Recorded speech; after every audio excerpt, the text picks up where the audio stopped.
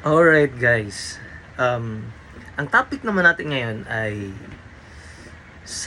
para to sa mga mag-couple, tsaka bakit bakit yung mga ibang tao ang lakas mag-share kung anong problema nila sa kanilang shota, tas ending up breaking up with each other, tsaka kinahantungan away, tsaka bakit nga ba talaga natin kailangan mag-share? Kumbaga, why guys we are looking for validation onto someone?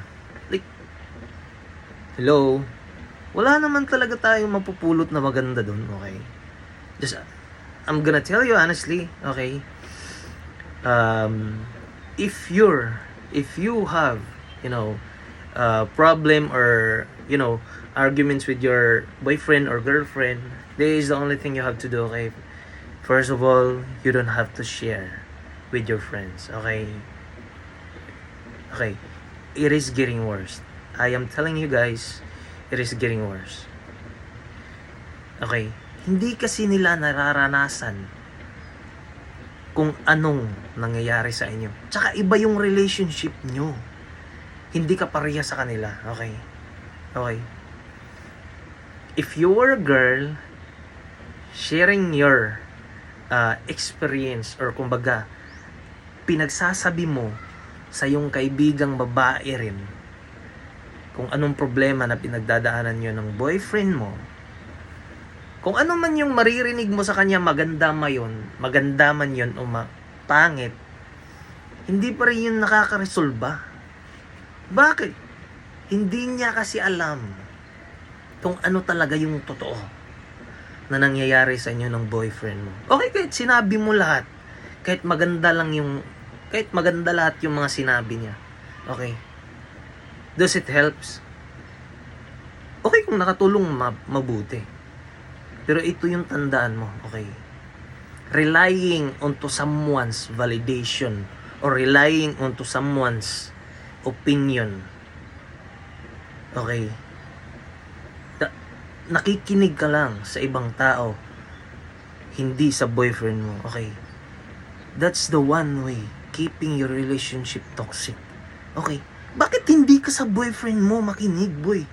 Girl, bakit hindi? Pag-usapan nyo kung may problema kayo, kung may pinagdadaanan kayo na kailangan nyong resolbahin. Kayo na mismo mag-usap. Bakit kailangan nyo paidaan sa ibang tao, okay? Kung gusto nyong maagapan yung problema nyo, huwag kayong makipag-usap sa ibang tao. Huwag nyong i-open yung problema nyo sa mga taong hindi pa nararanasan nila kung anong pinagdadaanan nyo. Kung gusto nyong mag-open, kung gusto nyo talaga makatanggap na magandang opinion na eto lang, pumunta kayo sa priest, sa simbahan, san yung nag-o-open ka ng mga problema, yung nakikipag-usap ka sa pare, kung ano, hindi, nakalimutan ko yun kung anong ibig sabihin, ano nga bang tawag nun, doon ka makipagkausap. Yan yung pinakamaganda. O sino bang nakakaalam nun, yung parang may nakatakip doon tsaka may butas na maliliit, tsaka doon ka nakikipagsalita ng mga, doon mo ilinalabas yung sama ng loob mo, tapos pagsasabihan ka. Yan yung tama, kasi sila will experience na, will inform na sa mga ganyang pamamaraan. Pero kung ikaw mismo meron kang problema or meron kayong problema ng shota mo, tas sinasabi mo, tas in-open mo sa mga kababata mo lang, kumbaga yung mga kaedad mo lang, hindi yan nakakaresolba. Okay, 100% I am telling you the truth. Stop opening your problem into your friends, okay? Okay, pero hindi naman lahat. Okay, meron talagang tao na kumbaga wide yung experience nila, mataas yung kumbaga napakataas talaga yung pag-iisip nila. Yan, maganda yan, yung hindi negative lahat yung naririnig mo, tas tinutulungan kang effects. Pero yung mga taong ang daming negative, mali yan boy, nakakasira talaga yan, okay? Okay, nakakasira yan, okay?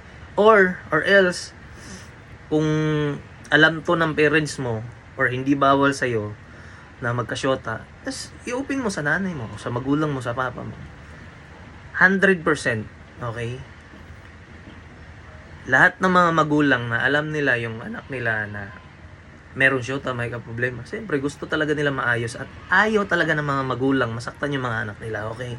Tsaka ayaw ng mga magulang na masira yung mga anak at tsaka masira yung mga pangarap ng kanilang mga anak, okay? Gusto lang talaga ng magulang na mabuting future, okay? If they are seeing their sons or siblings that they are struggling with, they are helping it. They are not destroying it. That's it. Hello? Has the butterfly inside, ma. Okay. I don't know. It's just, Okay. Back to it. Okay. That's it. Okay. Walang ibang dapat makakaalam kundi kayong dalawa lang magsyota. Pag-usapan nyo, okay? As long as kaya pang i-fix nyo. Oh. Disturb nyo. Okay. Merong butterfly, ayan. Nawala, no? Merong butterfly na gustong pumasok sa ano. Ayun, lakan mo ito. Nakita nyo? Meron kasi nadidistract ako, boy. Okay. Gusto ko talaga itong puso. Okay.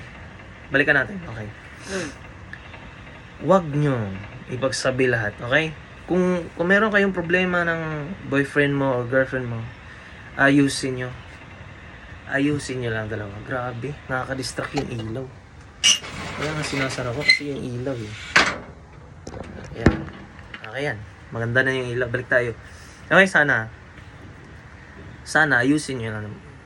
Pag hindi major yung problema, pag konting alitan lang, konting misunderstanding, Pero pag alam mo na yung beyond the limits na when we're talking about the problems involving cheating or alam mo na yung gagawin mo. Okay, alam mo na. Alam mo na yung ikaw na mismo yung mag-decide kung kaya pa ba yan o hindi. As long as no matter what happened, okay, when we are talking about problems with your someone or your boyfriend or girlfriend, stop sharing to someone, okay? Stop sharing. Kailangan nyo talaga yung i-fix, okay?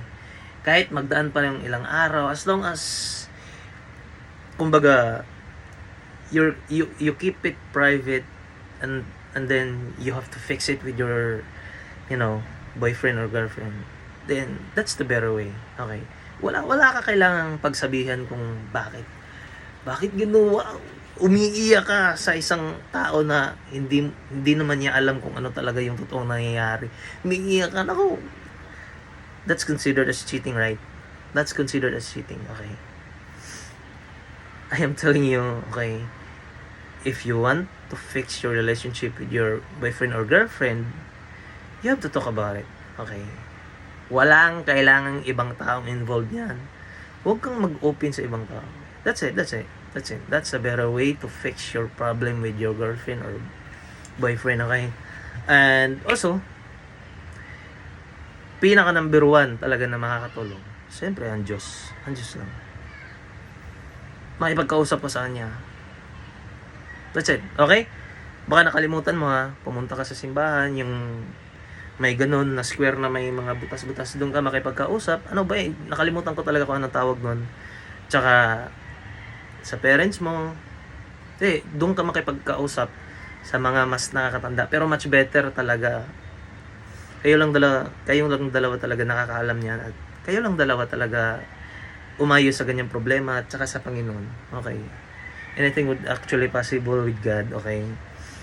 In a relationship with God, better talaga yan, okay? Maganda talaga yan, okay? As long as no cheating, okay? Not involved in another person, no cheating talaga, okay? Maayos yan. Pero pag nag-cheat, alam mo na kung anong dapat gawin. Kaya, siyempre, yun lang ang topic natin, siyempre, okay?